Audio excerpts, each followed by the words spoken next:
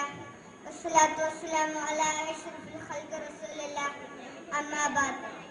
ബഹുമാന്യരായ നേതാക്കളെ, ശ്രോതാക്കളെ, സഹപാഠികളെ, അസ്സലാമു അലൈക്കും. നവങ്ങളായ വൈവിധ്യമാർന്ന കാലിക വിഷയങ്ങൾ അപഗ്രഥിക്കുന്ന ഈ വേദിയിലെ ഞാൻ ചർച്ചക്കെടുത്ത വിഷയം വിശുദ്ധ വ്യക്തിയിലും സമൂഹത്തിലും എന്നതാണ്.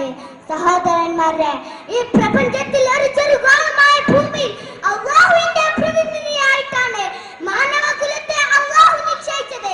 അനന്തകോടി ജീവജാലങ്ങളിൽ നിന്ന് ഈ മഹാസ്ഥാനത്തിന് അല്ലാഹു തെരഞ്ഞെടുത്ത മനുഷ്യകുലത്തെയാണ്. അതുകൊണ്ട് തന്നെ ഈ ഭൂഗോളം അഖിലം നിലകൊള്ളുന്നത് മനുഷ്യന് വേണ്ടിയാണ്. എന്നാൽ മനുഷ്യൻ അല്ലാഹുവിന് വേണ്ടി മാത്രം.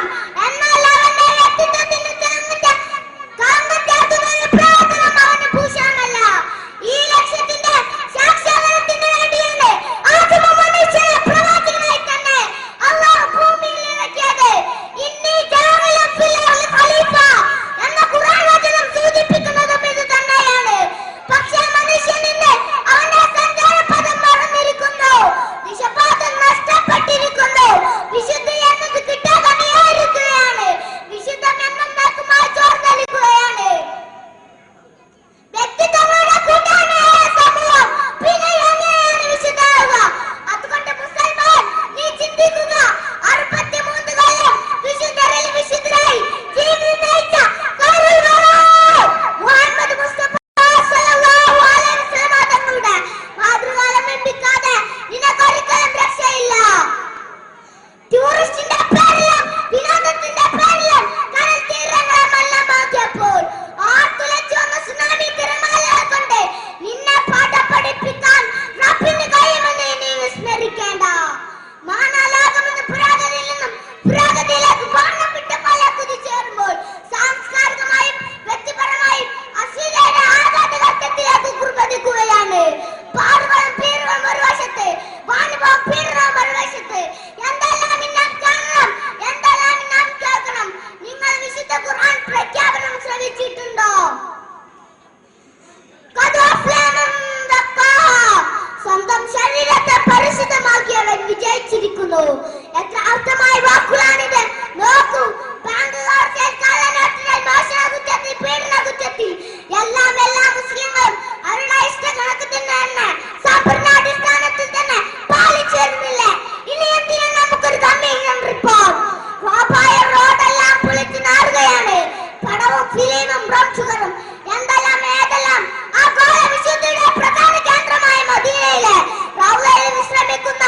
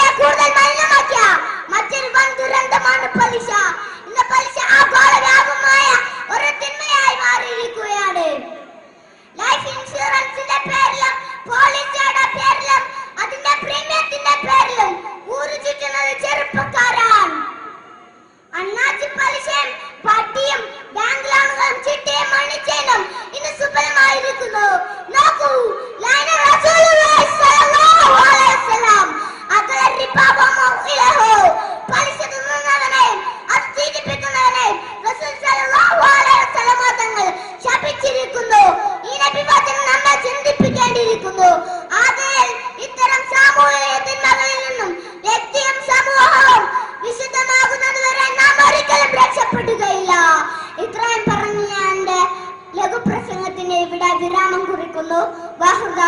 അൽഹംദുലില്ലാഹി റബ്ബിൽ ആലമീൻ. അസ്സലാമു അലൈക്കും.